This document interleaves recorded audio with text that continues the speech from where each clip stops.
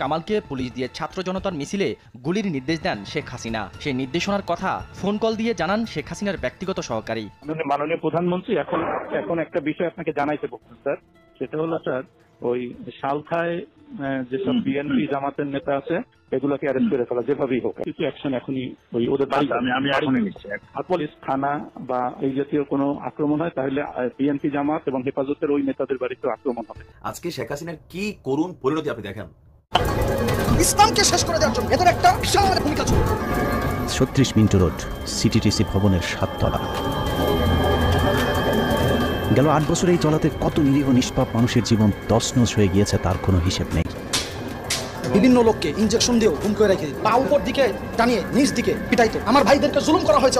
খুলনার খালিশপুরে নির্মাণাধীন একটি বাড়ি থেকে জঙ্গি সন্দেহে 10 জনকে আটক করা হয়েছে। পুলিশের বিশেষ অভিযানে চাঁদপুরের ফরিদগঞ্জে গোপন বৈঠকের সময় 7 জঙ্গিকে আটক করেছে পুলিশ। জামাতুল আনসার ফিল হিন্দাল সারিকিয়ার 3 সদস্যকে গ্রেফতার করেছে ডিবি পুলিশ। 26 জন জঙ্গি গ্রেফতার করেছে। সরকারের এসব জঙ্গির নাটকে সবচেয়ে বেশি রক্ত দিতে হয়েছে এদেশের সাবেক শেখ হাসিনা যে কেমন লোক ছিল তার এই ভিডিওটি দেখলেই বুঝবেন। যেভাবে নির্যাতন করা হতো, টর্চার সেল বানানো হয়েছিল, আলেমদেরকে জঙ্গি নাটক সাজিয়ে তাদেরকে নিহত করা হয়েছিল এবং তার বিরুদ্ধে যারা কথা বলে তাদেরকেও সেখানে গুম খুন নির্যাতন করে শেষ করে দেওয়া হয়েছিল। এমন কিছু টর্চার সেল সামনে আসছে যেগুলো দেখলে রীতিমতো অবাক হয়ে যাবেন। সেখানে কি করা হতো, সাংবাদিক ইলিয়াস হাসানের সেই প্রতিবেদনে সম্পূর্ণ বিষয় সামনে এসে গিয়েছে। এই ভিডিও শেষে দেখতে পারবেন। এবং ওবায়দুল কাদের সাহেব স্বরাষ্ট্রমন্ত্রী ফোন করে যেভাবে প্রধানমন্ত্রীকে দিক নির্দেশনা দিতেন হত্যার, সব কিছুই প্রধানমন্ত্রী নিজেই নির্দেশ দিতেন। সেই ফোন কল ফাঁস হয়েছে।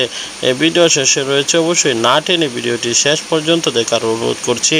নতুন হলে লাইক করে শেয়ার করে দিন অবশ্যই আপনার বন্ধুবান্ধবকে।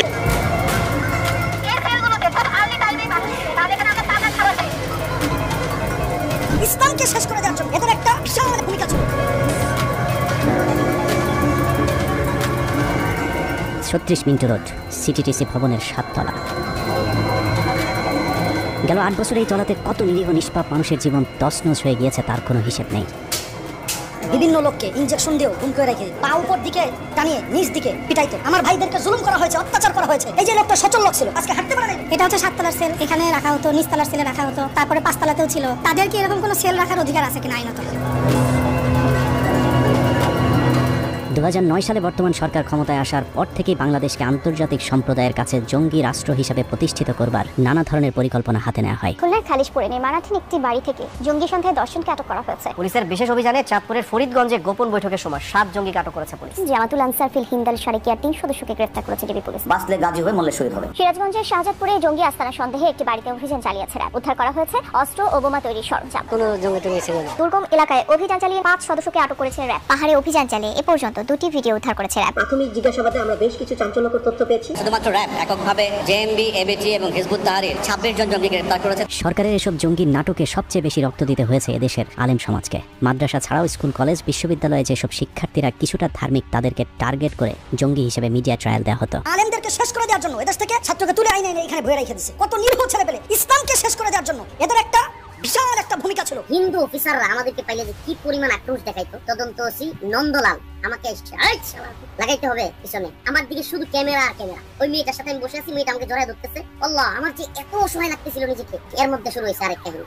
একটা সিগারেট জ্বালাই নিয়ে আসছে, হাতে এইভাবে ধরাই দিচ্ছে। সিগারেটটা ফেলে দিচ্ছে, আমার গালে দিছে, এইভাবে এইভাবে একটা মারছে। চিৎকার করে কান্না করছে। আর একটা দোয়া করতেছিলাম, আল্লাহ তুমি হারুনকে একদিন আমাকে যেরকম উলঙ্গ করছে, আল্লাহ আল্লাহ হারুন এবং তারা যারা করছে, আল্লাহ এদেরকে তুমি এইভাবে লাঞ্ছিত করো। একজন আল্লাহর কাছে ক্ষমা পাবে না, আল্লাহ রাসূলের কাছে জবাব দিতে পারবে না কেউ। এসব নাটকগুলোর অধিকাংশের স্ক্রিপ্ট প্রায় একই রকম। সব ক্ষেত্রেই গোপন সংবাদের ভিত্তিতে গভীর রাতে কোনো একটি বাড়িতে অভিযান চালানো হতো। রাতভর বাড়িটি ঘিরে রাখার খবর গণমাধ্যমে ব্রেকিং চলবার পর ভোর রাতে ঘরে ঢুকে কথিত জঙ্গি ধরে আনা হতো। পরদিন সকালে প্রেস ব্রিফিং হবে, সেই খবর আগের দিনই গণমাধ্যমে পাঠানো হয়ে যেত। পরদিন গণমাধ্যমে কি ব্রিফ করা হবে সেটাও সাজানো থাকতো আগের রাতেই। গোপন সূত্রের খবরে র্যাবের একটি দল রাত 3টা থেকে বাড়িটি ঘিরে রাখে। সকালে তারা বাড়ির ভেতরে অভিযান পরিচালনা করে। বিএনপি আমলের জঙ্গি আস্তানায় অভিযানগুলো সাংবাদিকদের জানিয়ে করা হতো। এমনকি বিভিন্ন টেলিভিশনের লাইভের মাধ্যমে দেখানোর সুযোগও হতো সেই সময়টাতে। কিন্তু আওয়ামী লীগের জঙ্গি অভিযানে আজ পর্যন্ত কোনো সাংবাদিকদের আগে থেকে জানানো হয়নি। বিভিন্ন জঙ্গি আস্তানা ঘিরে রাখার নাটক সাজানো হলেও তার ভেতরে আসলে কি হচ্ছে তা দেখারও সুযোগ হয়নি কোনো সাংবাদিকের। বেশ কিছু জিহাদি বই পেয়েছি, প্রচুর পরিমাণ বিস্ফোরক, যার ভিতরে রেডি আইডি সহ সেগুলো রয়েছে। এ ধরনের নাটক সাজিয়ে গেল 15 বছর আওয়ামী লীগ সরকার কত মানুষকে গুম খুন আর কত মানুষকে বছরের পর বছর জেলখানায় বন্দী করে রেখেছে তার কোনো হিসেব নেই। আমরা এখানে সিটিটিসির গুম সেল দেখলাম, এই গুম সেলগুলো আরো সংস্থা আছে, এই গুম সেল লেভেল আছে, সেখানে অনেককে গুম রাখা হতো, নির্যাতন করা হতো। আমরা সরাসরি এটা ভিকটিম, চোখে কালো কাপড় দিয়ে বেঁধে দেয়, দুই হাত ধরে ওরা পিছন দিক থেকে মারতে থাকে, কারাগারগুলোকে আপনাদের সেল বানানো হয়েছে। আওয়ামী লীগের গেল 15 বছরে বাংলাদেশ দাড়ি টুপিওয়ালা মানুষদের জন্য কঠিন হয়ে দাঁড়িয়েছিল। আন্তর্জাতিক সম্প্রদায়ের কাছে এদেশকে জঙ্গি আস্তানা হিসেবে প্রতিষ্ঠিত করতে হাসিনার সরকার নতুন নতুন জঙ্গি নাটক মঞ্চস্থ করতে থাকে। জঙ্গিদের সঙ্গে কোনো আপোষ নাই, মাদকের সঙ্গে কোনো আপোষ নাই, দুর্নীতির সঙ্গে কোনো আপোষ নাই। কাউকে ভয় পাবেন না, আমরা একসাথে কাজ করব, এরা বিদায় হবে, আমরা থাকবো। এরই ধারাবাহিকতায় স্বরাষ্ট্র মন্ত্রণালয় বাংলাদেশ পুলিশকে নিয়ে কাউন্টার টেরোরিজম পুলিশ ব্যুরো নামে একটি বিশেষ ইউনিট গঠনের সুপারিশ করে এবং এর প্রয়োজনীয়তা কতটা ভয়ানক সেটা বোঝানোর জন্য প্রথমেই সাজানো হয় হলি আর্টিজান জঙ্গি হামলার নাটক। সারা দুনিয়ার কাছে বাংলাদেশকে জঙ্গি হিসেবে প্রতিষ্ঠিত করবার পর 2016 সালে 600 জনকে নিয়ে ঢাকা মহানগর পুলিশের নতুন আরেকটি শাখা উদ্বোধন করা হয়, যার নাম রাখা হয় counter terrorism and transnational crime, সংক্ষেপে যাকে বলা হয় সিটিটিসি। অন্য কোনো সেল আছে কিন্তু এখানে সব ছোট ছোট নিচতলায় সেল আছে অনেক, সাততলায় আছে, ইসলামী বইও পাইছি, কোরআন শরীফের কভার পাইছি, ছোট ছোট সেল যেগুলাতে কোনো জানালা নাই, উপরের সাততলায় এখানে অনেক। প্রথম দিকে পুলিশের বিশেষ এই শাখাটি খুব বেশি আলোচনায় আসতে না পারলেও 2021 সালে স্বরাষ্ট্র মন্ত্রণালয়ের উপসচিব ধনঞ্জয় কুমার দাসের স্বাক্ষরিত প্রজ্ঞাপনে পুলিশের উপমহাপুলিশ পরিদর্শক মোহাম্মদ আসাদুজ্জামানকে সিটিটিসির প্রধানের দায়িত্ব দেওয়া হয়। মূলত হকপন্থী আলেমদের বেছে বেছে জঙ্গি বানানোর পরিকল্পনা বাস্তবায়ন করতেই এজেন্ট ধনঞ্জয় তাকে এই পদে বসায়। গোল্ড স্মাগলার ধনঞ্জয়ের সাথে আগে থেকে আসাদুজ্জামানের ঘনিষ্ঠতা থাকায় ধনঞ্জয় কোটায় সিটিটিসি প্রধানের পদ পাগিয়ে নেয় সে। গ্রেপ্তারের পরে আরো ভয়ঙ্কর তথ্য পেয়েছি, বিদেশি অনেক টিম এসে তাদের দেশে যে সকল এরকম বিকৃতমনা অপরাধী ছিল তাদের বিষয়ে তারা তথ্য নিয়েছে। ভারতীয় কোটায় দায়িত্ব পেয়ে একের পর এক সুপার ডুপার হিট সব জঙ্গি নাটক মঞ্চস্থ করতে থাকে আসাদুজ্জামানের সিটিটিসি। 2021 সালের পরে আজকে পর্যন্ত বাংলাদেশে কোনো ধরনের কোনো জঙ্গি হামলার ঘটনা ঘটে নাই। আমাদের জনগণ সচেতন হচ্ছে, সিটিটিসিকে এই জঙ্গিবাদ নিয়ন্ত্রণে সহায়তা করছে। বিদেশে বসে কেউ সরকারের সমালোচনা করলেও তাদেরকে টার্গেট করে নানা ধরনের গাঁজাখুরি গল্প সাজাতো আসাদুজ্জামান। realme55ks@gmail.com এই ইমেল আইডি থেকে একটি হুমকি বার্তা আসে যেখানে উল্লেখ ছিল 27শে এপ্রিল তারিখে শেখ হাসিনাকে ভোর 4টায় গুলি করা হবে। বাংলাদেশ পুলিশের ক্ষমতা নেই এই হামলা ঠেকানোর, মহারণের সাক্ষী হবে 27শে এপ্রিল। আসাদের সাজানো এসব নাটকগুলো সবই প্রায় একই রকম। দাড়ি টুপিওয়ালা লোকজনকে ধরে নিয়ে গুম করে রাখা হতো কয়েক মাস, এরপর গুম হয়ে থাকা আলেমদেরকে হঠাৎ করেই কোনো এক কথিত জঙ্গি আস্তানায় আবিষ্কার করা হতো। এসব নাটক করতে গিয়ে 1.5 মাসের শিশুকে পর্যন্ত হত্যা করেছে পাষণ্ড আসাদুজ্জামান। 10 জন জঙ্গিকে আমরা বৈষম্য বিরোধী ছাত্র আন্দোলন চলাকালে পুলিশের গুলিতে মারা যান শত শত শিক্ষার্থী ও সাধারণ মানুষ। আন্দোলনে শিক্ষার্থীদের তাজা রক্তেও মন ভেজেনি ফ্যাসিস্ট হাসিনার। বিভিন্ন জায়গায় হামলা, গ্রেপ্তার ও গুলির সরাসরি নির্দেশ দিতেন শেখ হাসিনা। এমনই একটি কল রেকর্ড এখন দেশ টিভির হাতে, যেখানে দেখা যায় ছাত্র আন্দোলনকে ঘিরে তৎকালীন স্বরাষ্ট্রমন্ত্রী আসাদুজ্জামান খান কামালকে পুলিশ দিয়ে ছাত্র জনতার মিছিলে গুলির নির্দেশ দেন শেখ হাসিনা। সেই নির্দেশনার কথা ফোন কল দিয়ে জানান শেখ হাসিনার ব্যক্তিগত সহকারী। আসসালামু আলাইকুম স্যার। জি আসসালামু স্যার, ওই একটা বিষয় একটু স্যার জানাই রাখি আপনাকে। মাননীয় প্রধানমন্ত্রী এখন একটা বিষয় আপনাকে জানাইতে বলছেন স্যার, সেটা হলো স্যার ওই সালখায় যেসব বিএনপি জামাতের নেতা আছে এগুলোকে অ্যারেস্ট করে ফেলা, যেভাবেই হোক কিছু অ্যাকশন এখনই ওই ওদের বাড়ি আমি এখনই নিচ্ছি। আর পলিটিক্যালি স্যার ওরা যেহেতু করবে আমাদেরও একই রোল এখন। ওকে, ঠিক আছে। কোনো জায়গায় হামলা হলে সেখানকার বিএনপি জামায়াত নেতাদের বাড়িতে পাল্টা হামলার নির্দেশ দেওয়া হয়। ফ্রম ইওর ইন্টেলিজেন্স সোর্স যে এরপরে যদি কোনো AC land office, UNO office, থানা বা এই জাতীয় কোনো আক্রমণ হয় তাহলে বিএনপি জামাত এবং হেফাজতের ওই নেতাদের বাড়িতে আক্রমণ হবে। কোনো ভূমি অফিসে আগুন দিলে যেন সেখানকার হেফাজত ও বিএনপি জামায়াতের নেতাদের জমির রেকর্ড না দিয়ে সেই জমি দখল করার নির্দেশও দেওয়া হয় স্বৈরাচারের স্বরাষ্ট্রমন্ত্রী কামালকে। যে সকল ভূমি অফিসে জমির রেজিস্ট্রি, দলিলপত্র যেগুলা এই হেফাজত জামাত নষ্ট করবে, একইভাবে তারা কিন্তু ওই তাদের জমি জমা আর পাবে না, জমি জমার হিসাব দলিলপত্র তারা পাবে না বা রেকর্ডপত্র আমরা আর দেব না। ফরিদপুরের সালতায় বিএনপি জামায়াতের সব নেতাকে যে কোনো মূল্যে গ্রেফতারের কড়া নির্দেশ দেওয়া হয় শেখ হাসিনার পক্ষ থেকে। পলিটিক্যালি লোকালি রিয়েক্ট করা, মানে আমাদের ভাঙলে তাদেরও ভাঙবে। এইগুলো আর স্যার ওই একইভাবে আপনাদের পলিটিক্যাল তথ্য এগুলো সব থেকে জানান। এই সার চাচ্ছে যে সালতায় যেভাবে হোক বেশ কিছু অ্যারেস্ট এখন হয়ে যায় বাড়ি করে।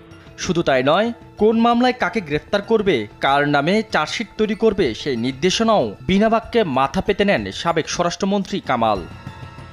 না, আমি আচ্ছা আরেকটা জিনিস ওনার সঙ্গে, আমি কি ওই যে ইসের চার্জশিট আজকে হচ্ছে শাফি হুজুরের যে হত্যা, স্যার এখানে মামুনের সংশ্লিষ্টটা আমরা এটা খুঁজে পাইনি, কিন্তু বাবুনগরীরটা পাওয়া গেছে। স্যার ওনাকে একটু জানিয়ে দিন, তাহলে আমরা চার্জশিটটা রেডি করি। ছাত্র জনতার অভ্যুত্থানে ক্ষমতাচ্যুত শেখ হাসিনা পালিয়ে যাওয়ার পর থেকেই আসাদুজ্জামান খান কামাল লোকচক্ষুর আড়ালে।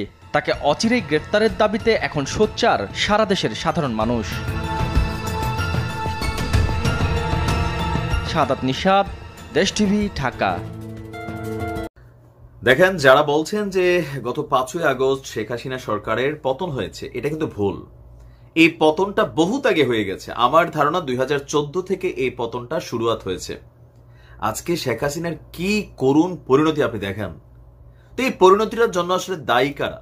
এক অংশে তিনি নিজেও দায়ী, আরেকাংশে তার গ্যাং অফ ফোর, পাশাপাশি প্রত্যেকটা এলাকায়, আপনি আমাকে যে এলাকা থেকে শুনেন, আপনার এলাকার সবচেয়ে ভদ্র ভালো মানুষটা যিনি আওয়ামী লীগের রাজনীতি করতেন, আপনি তারে কোনো পোস্টে দেখছেন, কোনো পদবিতে দেখছেন?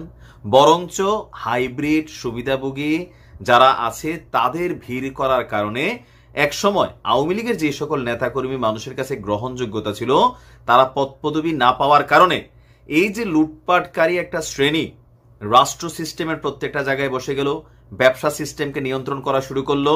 তারপর হচ্ছে যে তৃণমূলে আওয়ামী লীগের নেতা কর্মীদের বক্তব্য ওই আপ লেভেল পর্যন্ত যাইতো না, বা গেলেও তিনি সেগুলাকে গ্যাং অফ ফোরের রিপোর্টের ভিত্তিতে তিনি এগুলোকে জাস্টিফাই করতেন। এরপরেও গণমাধ্যমে এসে ওনার যে অ্যারোগেন্ট বক্তব্য ছিল, যেই কথাটা বলার দরকার ছিল সেটা না বলে ভিন্ন রকম অ্যাক্টিভিটিস করতেন। মানে নানান ধরনের ইস্যুতে কিন্তু আজকে তিনি এই পরিণতিটা ভোগ করছেন। আজকে দেখেন সালমান এফ রহমান কি পরিমাণ সুবিধা নিছে, ব্যাংকগুলারে খালি করে ফেলছে শেখ হাসিনার সাথে হাত মিলাইয়া। দিন শেষে এখন শেখ হাসিনারই রিমান্ডে গিয়া কি কি তথ্য দিচ্ছে যে কিভাবে আওয়ামী লীগ কোথায় কি করছে না করছে, এগুলো ইন্টারনাল তথ্য ছিল, কিন্তু দেখেন আজকে এরা দিয়ে দিচ্ছে। আপনি দেখেন পলকের কথা, পলকও যখন বিপদে পড়ছে তখন সেও কিন্তু বলছে যে তারা নাকি ওয়াদেল কাদের মারতে গেছে, শেখ হাসিনা কিছু বলেন নাই।